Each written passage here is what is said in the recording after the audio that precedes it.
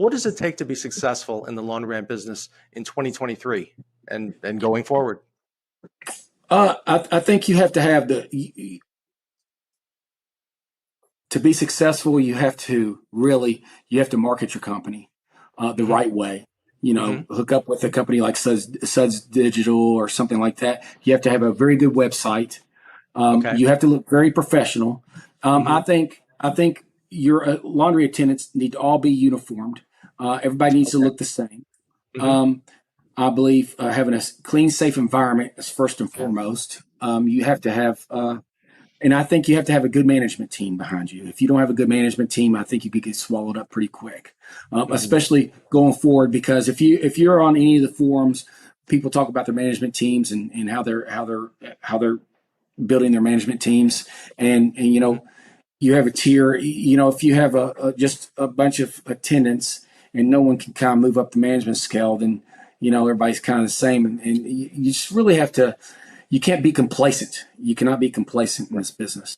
I think the Right. future of the laundromat business is technology, technology, technology, technology. You see what's happening to the washing machines now, to the washers and the dryers, Right. and all card.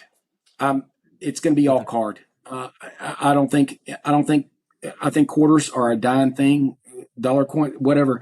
I'm all card now. I'm switching all over to card as we speak. I've Okay. got 4 stores all card, and the last 5 stores are getting installed as we speak.